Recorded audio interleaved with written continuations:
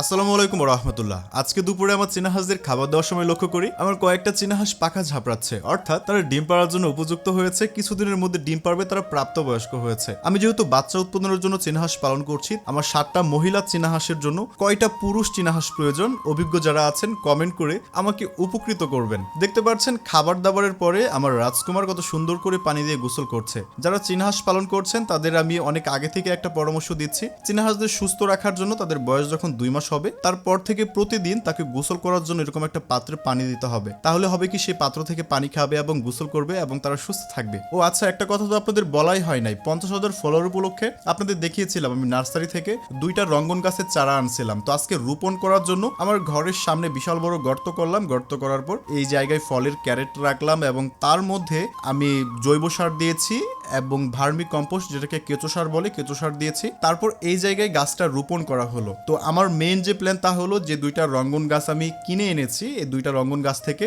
নতুন নতুন চারা তৈরি করা। এই চারাগুলো তৈরি করে আমার পুরো ঘরটাকে, আমার পুরো খামারটাকে একদম ফুলে ফলে একদম রাঙায় ফেলবো। এই প্ল্যানটা আমার আছে, আপনারা সকলে দোয়া করবেন। তো কিভাবে ফুলের গাছ থেকে চারা তৈরি করতে হয় সেগুলো ইনশাল্লাহ পরবর্তী কোনো এক সময় আপনাদের দেখানোর চেষ্টা করব। দেখতে পাচ্ছেন আমার ফুল টুসুকে ঘর থেকে বের করার পর তাকে আমি প্রতিদিন অল্প অল্প করে ছাড়ি যাতে তারা অভ্যস্ত হয়। তো এখন তারা এতটা অভ্যস্ত হয়ে গেছে, ছাড়ার সাথে সাথে দেখেন তারা আর আমার কাছে নাই। তারা সুন্দর ঘোরাঘুরি করতেছে, তাদেরকে ফিড দিছে খাওয়ার জন্য, তারা ফিড খাচ্ছে না। মানে তারা এতটা এনজয় করতেছে এরকম মুক্ত অবস্থায় ঘোরাঘুরি করে। এগুলো দেখলেও মূলত অনেক বেশি ভালো লাগে। তবে যারা দেশি মুরগি পালন করেন তাদেরকে অবশ্যই পরামর্শ দেব, বন্দি করে পালন করলে মাঝে মধ্যে ছেড়ে দিতে হবে। তাহলে হবে কি, তারা প্রকৃতির সাথে অভ্যস্ত হয়ে যাবে এবং তারা ভালো থাকবে, সুস্থ থাকবে। আচ্ছা, আমাদের পোষা প্রাণীর ভিডিওগুলো আপনার কাছে কেমন লাগে তা কমেন্ট করে আমাদের জানাতে পারেন এবং ভিডিওটিতে একটি লাইক দিয়ে 1000 লাইক পূরণ করে আমাকে পরবর্তী ভিডিওগুলো করার উৎসাহ যোগাবেন। সকলে ভালো থাকবেন, সুস্থ থাকবেন। টাটা, আল্লাহ হাফেজ।